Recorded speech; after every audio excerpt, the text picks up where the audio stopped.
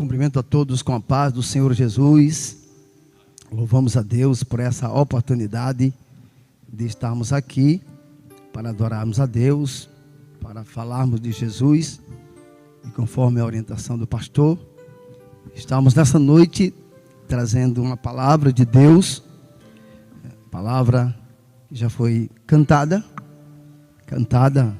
de forma muito gloriosa, através dos cânticos. Dar a paz do Senhor também para todos os internautas que estão ligados conosco. Deus abençoe, que nós possamos junto adorar a Deus na beleza da sua santidade, porque Ele, Jesus Cristo, nosso Rei, nosso Senhor, nosso dono, aquele que é tudo em todos, e pelo que foi cantado aqui nesta noite sobre paz, sobre salvação, e esta paz que excede todo o entendimento, leitura que lemos nessa noite, que o nosso irmão evangelista Roberto leu nesta noite, e eu queria só reler um versículo e nós estaremos lendo. Você pode deixar a sua Bíblia aberta na sua casa, no Evangelho segundo escreveu São João, Evangelho que João escreveu, capítulo 20, versículo 19. Estamos atravessando, passando esta tempestade, acreditamos que vai passar, tem sido cantado isso de forma muito constante, vai passar. E nós acreditamos que vai passar, em nome de Jesus. Capítulo 20, do Evangelho segundo escreveu São João. Eu vou ler um versículo, mas nós estaremos aqui nesse capítulo. Você pode deixar a sua Bíblia aberta na sua casa. Estamos no culto em família, a família de Jesus Cristo. E estamos juntos nesta família, apesar de ausente no corpo, mas presente no coração, no espírito. E acreditamos que o Senhor está presente aí na sua casa, o Senhor está presente aqui nessa casa. Deus, pela sua onipresença, é um dos atributos de Deus, onipresente. Então esta onipresença, Ele é o único que é presente em todos os lugares. Então que nesta noite você esteja junto com a sua família para adorarmos a Deus. Capítulo 20, versículo 19. Chegando pois a tarde daquele dia, primeiro dia da semana, e fechadas as portas, onde os discípulos, com medo dos judeus, se tinham ajuntado, chegou Jesus e pôs-se no meio e disse-lhe: paz seja convosco. Chegou Jesus e pôs-se no meio e disse-lhe: paz seja convosco. Queridos, a palavra de Deus, que é viva, que é eficaz, a palavra mais penetrante do que uma espada de 2 gumes, ela penetra entre a alma e o espírito. E quando tratamos da Bíblia, esta Bíblia que para nós tem sido a bússola do viajor, essa palavra que tem sido para nós vida, essa palavra que tem nos alimentado, essa palavra que tem nos fortalecido, essa palavra que tem nos dado a graça de suportar as provações. E o Evangelho, principalmente o Evangelho de São João, ele foi escrito para deixar bem claro que Jesus é o Filho de Deus. E quando João, lá na cidade de Éfeso, ele escreve este Evangelho, ele escreveu para levar aos seus leitores uma confiança inabalável em Jesus. E este Evangelho é o Evangelho apologético, porque ele foi escrito para provar algumas verdades. E essas verdades, este Evangelho, como foi o último Evangelho a ser escrito, Mateus, foi escrito para os judeus e declarava Jesus como rei dos judeus. Marcos foi escrito para os romanos e revelava Jesus como servo que faz. Lucas, que foi escrito para os gregos, que era o homem, como filho do homem, aquele que se revelava de uma forma mais sensível. Mas João é o evangelho universal, é o evangelho dos judeus, é o evangelho dos gentios. João não é um evangelho que foca um grupo, mas é um evangelho que abrange a todos. E este evangelho, ele foi escrito, e João disse, foi escrito, como de forma apologética, ele foi escrito para que creais. Era uma dissertação, e foi, e é, para que aqueles que lessem, pudessem crer, e crendo, também fosse salvo. Crendo neste evangelho, pudesse ter vida eterna. E Jesus e João, quando escreve este evangelho, é diferente de Marcos, de Lucas e Mateus, porque 80% do que está escrito em João, não está escrito em Mateus, nem Lucas, nem Marcos. E João, quando vai escrever este evangelho, inspirado pelo Espírito de Deus, João vai até Gênesis e traz o princípio. E ele diz que no princípio era o verbo. O verbo estava com Deus e o verbo era Deus. E este verbo que estava com Deus, ele diz que todas as coisas foram feitas por ele. E sem ele nada do que foi feito se fez. E quando ele escreve o capítulo 1, algumas palavras aqui já, nós iremos trazer uma mensagem com um tema quando Jesus chega. Mas neste evangelho a gente vê como Jesus chegou. E no capítulo 1 nós encontramos já tratando do verbo. A palavra verbo vem de logos, palavra, decreto. Era uma palavra de vitória a um exército. No capítulo 1 nós encontramos quando ele diz que nele estava vida, não vida como Bill, mas vida como Zoe, a vida de Deus. Há uma palavra que ele trata quando diz que ele veio cheio de graça e de verdade, graça como regozijo, como alegria.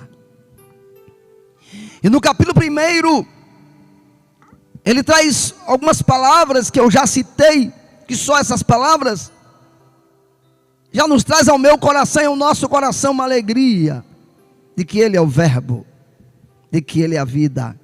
E ele habitou, a palavra habitar vem de tabernáculo, ele habitou, é o Deus Emanuel. Mas aqui Jesus chega, e quando a gente começa a folhear o livro de São João, nós vemos como Jesus chegou. Capítulo 2, do capítulo 1 até o capítulo 11, 12. É uma história, uma biografia de aproximadamente uns 30 anos, a história de Jesus. Mas do capítulo 13 até o capítulo 20, é um fim de semana. Quando Jesus chega, e ele começa fazendo milagre no casamento. No capítulo 2, a Bíblia diz que ele foi convidado para o casamento. E quando ele chegou nesse casamento, que faltou vinho, e quando faltou vinho, a decepção ia ser grande para aquela família, já no fim do casamento. Mas Jesus chegou e mandou trazer as talhas, e mandou encher de água. E os irmãos conhecem a história, a Bíblia diz que quando colocou água nas talhas, ele transformou água em vinho. Ele chegou naquele casamento para mudar as coisas. Eu já aplico, trazendo, eu vim agora, liguei o rádio, disse que está havendo uma crise muito grande nas famílias. Diminuiu a criminalidade, diminuiu alguns assaltos, mas está havendo muita ocorrência nas delegacias, entre marido e mulher. Nesse período de quarentena, parece que está havendo um conflito, não está faltando paz. Mas eu já lhe digo que há um Cristo Jesus que pode chegar na tua família e no teu casamento nesta noite. E talvez esse casamento, que o vinho se transformou em vinagre, mas se você permitir que nesta noite Jesus entre na sua casa, algo vai acontecer. No capítulo 3, Jesus chega agora e tem um encontro com um homem muito importante, Nicodemos, um dos príncipes dos judeus. E ele foi ter de noite com Jesus, e ele tentando persuadir, ou trazer uma certa lisonja ao mestre, ele disse: bom mestre, o que eu farei? Eu sei que tu és bom, vindo de Deus. Mas Jesus disse: olha, na verdade, a palavra verdade, nesse evangelho, é repetitiva. A palavra verdade vem de amém. E eles: na verdade eu te digo, se tu não nascer de novo, tu não pode ver o reino de Deus. E ele continua falando com Jesus, não entende um pouco esse mistério, mas Jesus continua dizendo para ele: olha, na verdade eu te digo, você tem que nascer da água, você tem que nascer do Espírito, para que você possa entrar no reino de Deus, porque quem é nascido da carne é carne, mas quem é nascido do Espírito é Espírito. E posteriormente nós vamos ver que este Nicodemos, que enquanto Jesus estava vivo, nós vemos que este Nicodemos apareceu depois que ele morre, ele e Arimateia. Mas Jesus chega ainda indo, a Bíblia diz que ele foi necessário passar por Samaria. Não é uma necessidade geográfica, não era uma necessidade humana, mas havia uma agenda de Deus ali nessa necessidade. Jesus chega em Samaria, uma mulher foi buscar água durante o dia. Isso não podia acontecer. Não era muito comum uma mulher durante o dia buscar água à tarde. E aquela mulher estava sozinha. Então, na agenda de Deus, Deus preparou aquele encontro, e Jesus chega na vida da samaritana e tem um diálogo com ela. Há uma certa resistência, havia uma resistência religiosa, social, cultural, mas Jesus, que quebra todas as barreiras, consegue alcançar o coração daquela samaritana e fazer com que aquela mulher seja uma missionária. Ela larga o cântaro, entra na cidade, traz a cidade toda, e todos aqueles se convertem, porque Jesus chegou na vida daquela mulher. No capítulo 5, as pessoas caminhavam para a festa, e os judeus 3 vezes por ano ia a Jerusalém. E tanto na festa de Pentecostes, dos pães asmos, a festa da Páscoa, eles caminhavam, sempre estavam indo. E naquele dia as pessoas caminhavam para a festa, mas Jesus chega em Jerusalém. Ele não vai até a festa, ele desce até o tanque de Betesda. E quando ele desce o tanque, ele vai direto a um homem que estava lá paralítico há 38 anos. E aquele homem esperava que alguém o ajudasse, que alguém o conduzisse até aquelas águas que era agitada. Mas a Bíblia diz que Jesus não foi direto à festa. Ele achou mais interessante ir socorrer uma pessoa que precisava de um milagre. E Jesus dirige-se àquele homem, vai até o tanque, olha para ele e faz uma pergunta contundente, uma pergunta direta, e diz: queres ser curado? E aquele homem olha para Jesus, cria um obstáculo e diz: Senhor, mas não tem ninguém que me conduza até a água. E Jesus disse: olha, eu estou perguntando se você quer ser curado. E o milagre aconteceu. Jesus curou aquele homem que há 38 anos estava enfermo. E eu já aplico a palavra: aquele homem há 38 anos estava enfermo, e o meu Jesus chegou na vida daquele homem para fazer um milagre na vida dele. Acontece também, Jesus caminha, no capítulo 6, a Bíblia diz que Jesus havia ali, naquele lugar, a festa estava já para se proceder, e Jesus caminha até aos necessitados, que estavam necessitando de pão, e Jesus faz a multiplicação de pão, e a multiplicação de peixe. Os irmãos conhecem a história, é o Deus que multiplica pão, é o Deus que multiplica peixe. E no texto, no livro de São João, nós encontramos algo interessante, desde o capítulo 1 até o capítulo 11, nós encontramos uma sequência de milagres. Por quê? Porque Jesus aqui não só falou, mas ele fazia. Ele, como o livro de São João descreve a grandeza desse Cristo, que é o materialismo de toda a força, esse Cristo que é a focalização de todo o poder, este Cristo que é o Deus conosco, desde o capítulo 2, que ele transforma água em vinho, desde o capítulo 4, que ele cura o filho do oficial, desde o capítulo 5, que ele cura o paralítico, desde o capítulo 6, que ele multiplica pão, desde o capítulo 6, que ele faz a tempestade se acalmar, desde o capítulo 9, que ele cura um cego de nascença, e ele conclui os milagres no capítulo 11, dizendo que ele era a ressurreição e a vida. Todos esses milagres, Jesus era personificado, ou ele se declarava, por exemplo, no milagre da multiplicação do pão, ele era o pão da vida. Quando ele trouxe vista ao cego, ele se designou que o era como a luz do mundo. No capítulo 10, como a porta. No capítulo 10 ainda como pastor, e no capítulo 11 como a ressurreição e a vida, e no capítulo 14 como a verdade e vida e caminho, e no capítulo 15 como a videira. Ele era o eu sou, aquele que é, aquele que era e aquele que sempre será, o grande Jesus.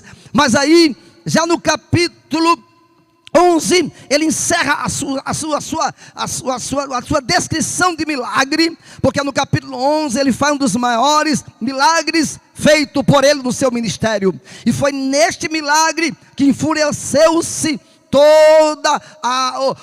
aqueles que queriam matar Jesus. Depois do milagre de Lázaro, eles se enfureceram, eles se uniram, eles maquinaram a morte de Jesus. E agora Jesus chega com os seus discípulos no capítulo 13 e faz algo assim extraordinário, que foi lavar os pés dos discípulos. E quando ele está lavando os pés dos discípulos, e aquela história em que Pedro até recusou que Jesus lavasse os seus pés, e Jesus tratou ele de uma forma contundente, dizendo se ele não deixasse, ele não ia ter parte com ele. E Pedro agora pede para Jesus dar um banho. Jesus lava os pés dos discípulos. Nenhum daqueles tiveram atitude, porque eles vieram com os pés sujos. Mas enfim, no capítulo 13, Jesus choca um pouco os discípulos, diz que um daqueles era o traidor, que ele ia partir, que muitos iam abandonar, então que para onde ele ia, muitos não poderiam ir.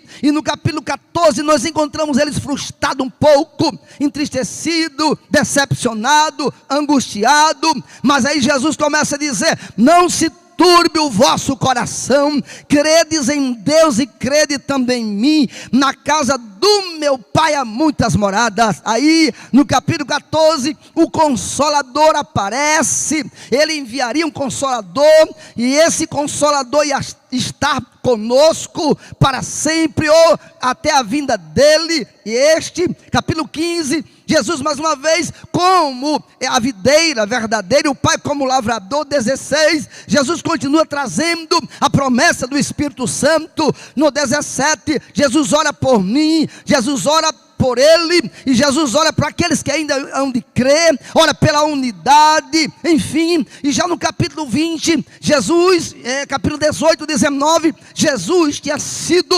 morto, mas no capítulo 20, as mulheres caminham até o sepulcro, e quando elas caminham ao sepulcro, e vê o sepulcro vazio, Jesus não está mais no sepulcro, ele ressuscitou.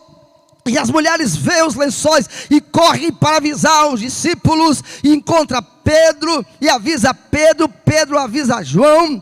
Pedro sai na frente, João mais novo, mais jovem, e chega primeiro e percebe que os lençóis estão dobrados, estão assim organizados, e Pedro entra no sepulcro, mas parece que aquela sepultura vazia não tinha trazido ao coração de Pedro uma certa convicção. E aqui no capítulo 19, Jesus já tinha aparecido aproximadamente umas 5 vezes, desde os dias que Jesus ressuscitou.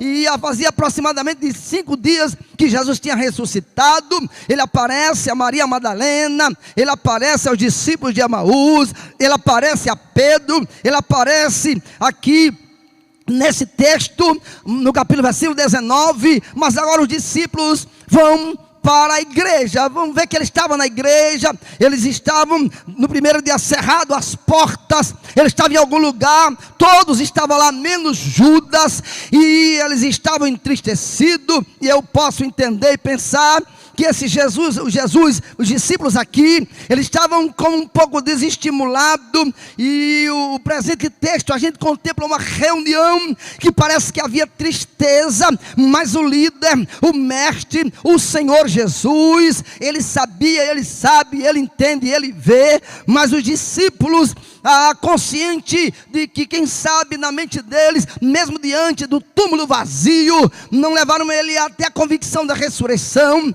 E para ele, o mestre dele estava morto. E agora, o que seriam deles? Possivelmente alguns pensavam que havia perdido o tempo que passaram com Jesus. Quem sabe estavam ali outros dizendo: eu vou desistir da fé. E praticamente era um velório que estava acontecendo, todo sentado, entristecido.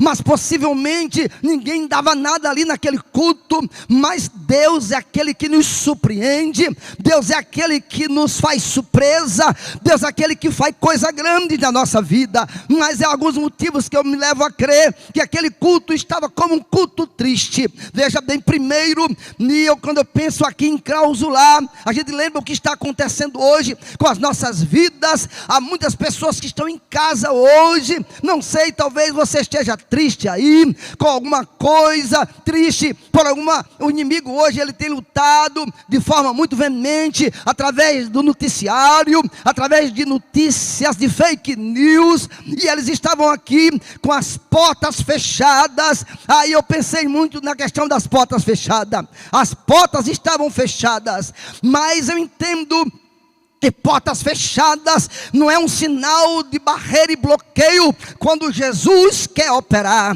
Portas fechadas não é um sinal de que Jesus não opere. Talvez aí na sua casa as portas não estejam fechadas, porque a porta fechada não quer dizer que ela está trancada. Às vezes ela está fechada, mas ela não está trancada. Nós estamos um pouco fechados no nosso convívio, estamos um pouco fechados devido a essa situação. Mas assim como aconteceu naquele dia, pode acontecer nesta noite no seu lar. A Bíblia diz que quando Jesus entrou naquela porta, e eu digo, às vezes não precisa estar com porta aberta para Jesus fechar. Às vezes Jesus, ele faz mesmo assim com as portas fechadas. A Bíblia diz que quando Noé entrou na arca com a sua família, aqueles animais, e Deus fechou a porta. Mas mesmo com a porta fechada, Deus operou e preservou os animais e preservou a família de Noé. A Bíblia diz que Noé passou um ano e um dia, 2 dias dentro da arca, e choveu 40 dias e 40 noites. Mas quando a porta se abriu, Noé estava em cima de um monte. Quem sabe as portas estão fechadas, mas eu acredito que é um Jesus que pode abri-la a qualquer momento. E quando ele abrir, a glória vai ser bem maior. Glória a Deus. E os discípulos estavam lá, as portas fechadas, assim como Daniel foi lançado na cova do leão e fecharam as portas, mas Deus não deixou de livrar Daniel, mesmo com as portas fechadas. Quando a sunamita levou seu filho, aleluia, a Eliseu, Eliseu fechou a porta, fez uma SCP com a criança orando a Deus, e Deus operou com as portas fechadas. Quando Jairo estava com a sua filha doente, e Jesus chegou na casa de Jairo, Jesus disse: fecha a porta, porque eu opero até com as portas fechadas. Meus irmãos, portas fechadas, mesmo com as portas fechadas, a gente crê que Deus é o Deus de milagre. Paulo e Silas preso, fecharam a porta, mas eles cantavam nesta noite. Quem sabe você precisa cantar na sua casa. Reúna a família, reúna os seus filhos e comece a cantar. Aleluia. Eu creio e confio piamente na promessa de Deus que praga nenhuma chegará à nossa tenda, mas precisamos estar ligados, precisamos estar debaixo da potente mão de Deus, porque a Bíblia diz assim: aquele que habita no esconderijo do Altíssimo, a sombra do Onipotente descansará. Essa promessa não é para todos, mas para aqueles que habitam debaixo da potente, da presença do Deus Todo-Poderoso. E a Bíblia diz que as portas estavam fechadas, mas glória a Deus que o meu Jesus não precisa de chave para entrar pelas portas. O meu Jesus não precisa nem bater na porta, porque Ele é o dono da casa, e se Ele é o dono da casa, Ele entra a hora que Ele quer. Estavam os discípulos com medo e amedrontados, mas Jesus chegou. Glória a Deus, Jesus chegou. Eu não sei quando eu trato de Jesus chegou, teologicamente todo mundo sabe que Jesus está em todo lugar, mas quando eu trato de Jesus chegou, aqui nesse texto eu trato de uma providência, de algo diferente que acontece na nossa vida quando Jesus decide intervir. E a Bíblia diz que Jesus chegou, e quando Jesus chegou, está aqui no versículo 19, e eu acho lindo. Quando Jesus chega, os discípulos estavam com medo. A Bíblia diz que chegando pois à tarde daquele dia, o primeiro dia da semana, cerradas as portas, onde os discípulos estavam com medo. Meus irmãos, quando eu leio esse texto, os discípulos estavam com medo. A gente sabe muito bem que diante dessa pandemia, diante do que tem acontecido no mundo, a gente sabe que um terror, um pavor, um medo, uma ansiedade, e a palavra ansiedade vem de estrangulamento. Estamos vivendo um período em que as pessoas não querem chegar perto da outra, não aperta a mão. É claro, há uma prevenção, há uma recomendação médica, mas nós andamos na rua, as pessoas parecem que estão com medo uma da outra e se afastam uma da outra. Estavam com medo, além deste medo desta contaminação, medo de contrair.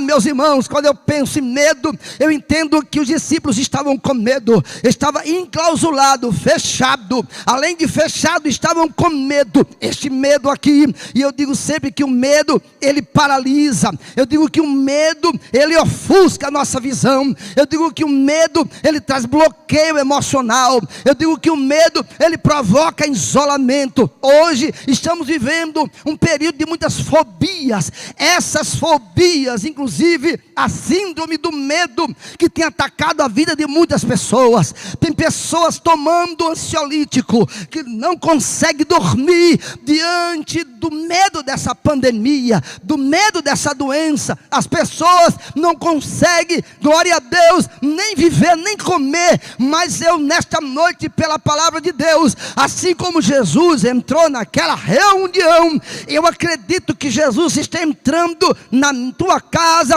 está entrando na tua vida nesta noite, está te dando saúde emocional.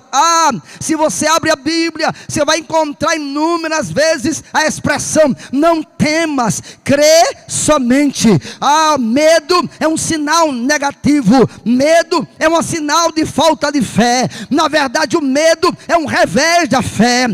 Meus irmãos, quando Jesus começa a dialogar com Jairo, e alguém diz assim: não perturbe mais o mestre, porque tua filha já morreu.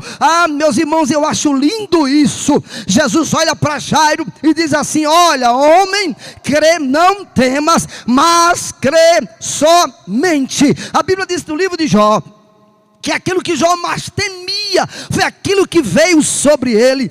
Meus irmãos, você sabia que às vezes o medo, e essa questão do medo é algo tão sério, porque às vezes, não estou dizendo que o medo é um aliado, o medo proporcional ao perigo é sadio, ele faz parte da nossa vida emocional, mas eu estou trazendo aqui aquele medo do Salmo 91, terror noturno. Tem muitas pessoas vivenciando nesses últimos dias esse medo, mas eu consigo entender que na Bíblia existe promessa, desde Gênesis Gênesis a Apocalipse, nós poderíamos citar desde Gênesis, capítulo 15, Deus disse para Abraão: Abraão, não tenha medo, eu sou o teu escudo e eu sou o teu galardão. Se nós pegássemos para pensando a questão do medo, Josué capítulo 1, não, Josué, não tenha medo, não pasme, não se espante, eu sou contigo, Josué, por onde quer que andares. Se pensarmos em Juízes, Deus falando para Gideão: Gideão, não tenha medo, eu sou contigo, varão valoroso. Se pensássemos agora no Novo Testamento, Jesus segurando a mão de Pedro e disse: não tenha medo, Pedro, e levantou a Pedro que estava naufragando na tempestade. Nesta noite o meu Jesus, o teu Jesus, aí onde você está segurando na tua mão e dizendo: não tenha medo, ainda que você ande pelo vale da sombra da morte, Jesus chegou. Ainda que você esteja, quem sabe até com vírus, mas acredite e confie que Ele é o Senhor que sara. Êxodo capítulo 15, versículo 26, diz assim: se ouvirem a voz do Senhor teu Deus e fizer o que é reto, eu abençoarei o vosso pão e abençoarei a vossa água, porque eu sou o Senhor que te sara. O medo, não permita que o medo paralise a sua vida. Há quem diga que existe na Bíblia 365 vezes, eu não contei, a expressão não tenha medo. Além de tudo, eu não posso ter medo se eu tenho um Deus grande. E nós cantamos aqui, quem sabe quase uns 6 meses, o Salmo 91, ou melhor, o Salmo 121, que dizia: leva os meus olhos para o monte, de onde me virá o socorro? O meu socorro vem do Senhor que fez o céu e a terra. Ele não deixará vacilar os teus pés. Aquele que te guarda, a palavra guarda no Salmo 121 tem 6 vezes: o Senhor que fez o céu e a terra. E nesta noite nós que cantamos durante esses dias aqui nesta casa, aleluia, vamos continuar cantando nas nossas casas. Eleva os meus olhos para o monte, de onde me virá o socorro? O meu socorro vem do Senhor que fez o céu e a terra. Não deixará vacilar o teu pé. Aquele que te guarda não tosquenejará, não piscará nem os olhos, não dormitará o guarda de Israel. O sol não vai te molestar de dia, nem a lua vai te molestar de noite. Ele vai guardar a tua entrada, Ele vai guardar a sua saída, desde agora e para todos sempre. Amém, glória a Deus. E a Bíblia diz, irmãos, que eles estavam com medo, mas Jesus chegou. E o texto diz que quando Jesus chegou, eu posso ver aqui a saudação de Jesus, aquela saudação que os judeus sempre saudavam, em grego eirene e em hebraico shalom. E Jesus chega no meio dos discípulos com as mãos abertas, entra sem abrir a porta, porque Jesus, Ele é Deus, e Ele dá a paz do Senhor aos irmãos, glória a Deus. E Jesus chegou e disse-lhe: paz seja convosco. Foi cantado aqui paz, paz, doce paz, paz, infinita paz, essa paz que excede todo entendimento. E Jesus chega no meio deles, antes de falar sobre essa paz, Jesus chegou no meio deles. Oh meu Deus, Jesus está no meio para abençoar, Jesus está no meio para trazer salvação na cruz, Jesus está no meio para atender as nossas necessidades. Capítulo 1, versículo 18 de Colossenses: Ele é a primazia. Jesus é a nossa primazia. Ele chegou no meio. Será que você tem colocado Jesus no meio? Jesus no meio dos doutores com apenas 12 anos, encantou os doutores. Jesus no meio dos pecadores, lá na cruz, para salvar a nossa alma, que com uma mão ele segurava a mão de Deus, e com a outra ele segurava a mão da humanidade. Jesus estava no meio. Jesus está no meio da Trindade, do Pai, do Filho e do Espírito Santo. Salmo 46 diz que Ele está no meio dela e não será abalada. Coloque Jesus no meio. Talvez você não tenha colocado Jesus no meio no meio do seu casamento. Quem sabe você não tem colocado Jesus no meio da sua vida. Talvez você tenha colocado Jesus de lado. Talvez você tenha colocado Jesus do outro lado. Mas nesta noite a recomendação de Deus para a minha vida e para a sua é: coloca Jesus no meio da tua vida. O que é colocar Jesus no meio? É render-se a Ele, é estar do lado dEle, entendendo que Ele é o guia da nossa vida e o Senhor da nossa vida. Jesus chegou no meio, e quando Jesus chega no meio, Ele traz a saudação: Shalom. Shalom, ou Eirene, ou a paz do Senhor. Glória a Deus. A saudação de Jesus ao chegar revela 3 verdades. Realmente faltava paz naquele local. Eu não sei como está a sua casa e a sua vida. Foi cantado paz, paz, gloriosa paz. Ah, meus irmãos, essa paz bem diferenciada. Não é a paz que o mundo a dá. Não é a paz que o mundo oferece. Não é a paz romana. A Bíblia diz no livro de Romanos capítulo 5: justificado, pois, temos paz com Deus. Paulo, escrevendo aos Filipenses capítulo 6 e 7, ele disse que a paz de Deus, que excede todo entendimento, guarde os meus sentimentos. Veja bem, a paz com Deus e a paz de Deus. Qual a diferença de paz com Deus e a paz de Deus? Às vezes eu posso ter até paz com Deus, mas eu estou precisando da paz de Deus. Estas notícias, esses noticiários hoje que nós muitas vezes estamos ouvindo, tem tirado muitas vezes a paz das pessoas. Acorda, vai para o celular, acorda, vai para o noticiário, escuta algumas notícias que está tirando a sua paz. E a Bíblia diz, Romanos 14, diz que o reino de Deus não é comida nem bebida, mas paz. Paz. Jesus diz no capítulo 14, 27 de São João, ele disse: eu vos dou a minha paz, não vos dou como o mundo a dá. Ah, glória a Deus. Judas, escrevendo na sua carta 1:2, diz que essa paz nos seja multiplicada. Como nós precisamos que essa paz seja multiplicada na nossa vida. Ah, queridos irmãos, que paz é essa? Não é a paz, não é uma paz que muitas vezes, e eu digo que é uma paz intracircunstancial, é uma paz independente do que pode acontecer. Paulo, ele escreve aos Filipenses, trazendo esse sentido maior desta paz. É a paz que é derramada pela presença de Deus na nossa alma.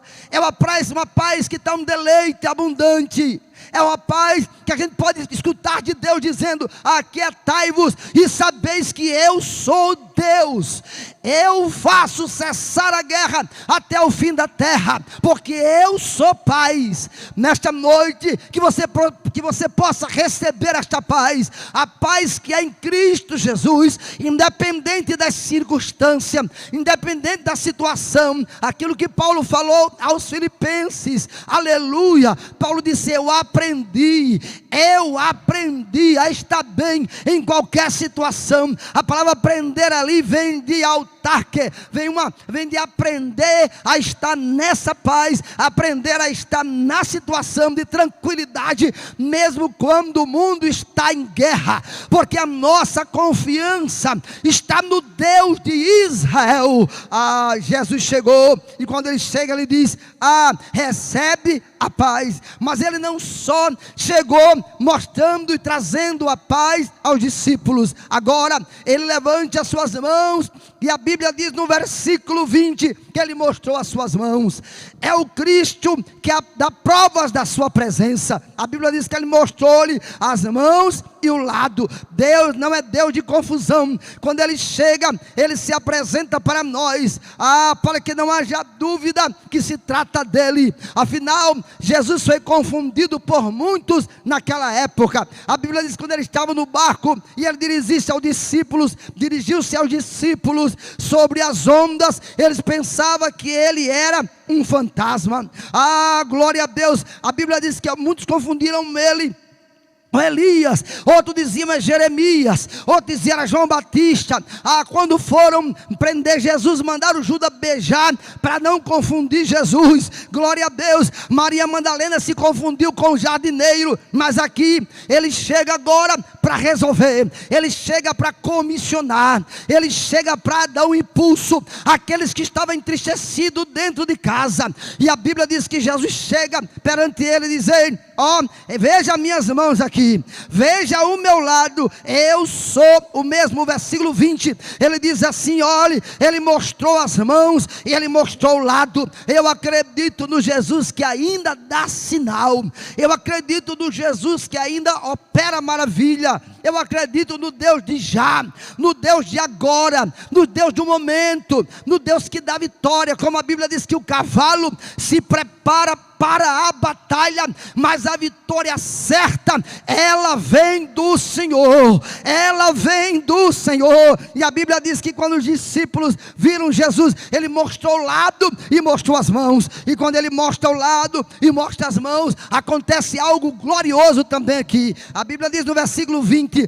ainda que quando eles viram Jesus e receberam a paz, eles se alegraram. Oh, glória a Deus, eles se alegraram. Meus irmãos, a alegria divina é algo que vem do céu. A alegria divina, a Bíblia diz, irmão, no livro de Salmos, capítulo 30, versículo 11, ele diz: meus irmãos, que tu me cingiste de alegria.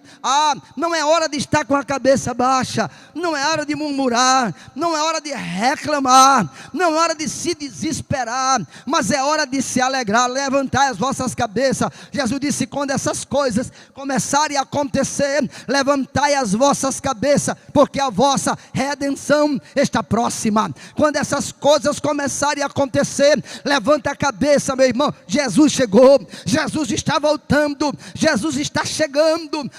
Eu posso ouvir, e nós precisamos estar com o ouvido aguçado, porque o mesmo Senhor descerá do céu com alarido, com voz de arcanjo, com trombeta de Deus, e os que morreram em Cristo ressuscitarão primeiro. Depois nós que estamos vivos seremos arrebatados juntamente com Ele, estaremos com Ele para sempre nos ares. Alegre-se, não entristeça o teu coração. Mas irmão, é difícil, tinha difícil. E eu, quando me arrumava para vir para a igreja, eu me lembrava muito do Salmo 122, pastor, quando a Bíblia diz: alegrei-me quando me disseram, vamos à casa do Senhor. Glória a Deus. Tem muitos hoje que tentaram até pensar o momento em que a gente começa a se arrumar para vir para a casa de Deus. Há uma alegria de rever os irmãos, de abraçar, de estar na casa de Deus, e por isso às vezes gera uma tristeza. Mas levanta a cabeça, Jesus chegou, Jesus está aí, Jesus está aqui, tudo está no seu controle, nada saiu do controle de Deus.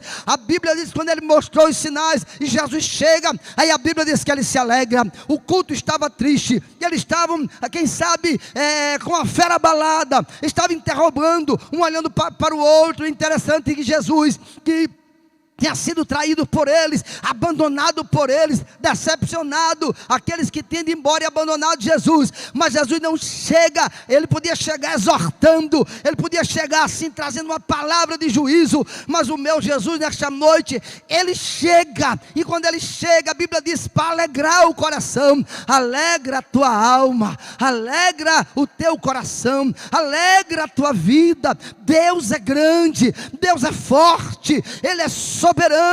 Que o teu coração possa, a tua alma possa estar invadida nesta noite por uma alegria do céu. Esta alegria que quando João Batista se encontrou, Maria e Isabel se encontraram, os dois, a Bíblia diz que a presença de Jesus, mesmo no ventre de Maria, alegrou o coração de João. Nesta noite alegra o teu coração, recebe a paz de Deus, a alegria de Deus, a força de Deus. E a Bíblia diz que quando eles viram, eles se alegraram, mas eles não se alegraram. A Bíblia diz que Jesus deu uma missão para ele.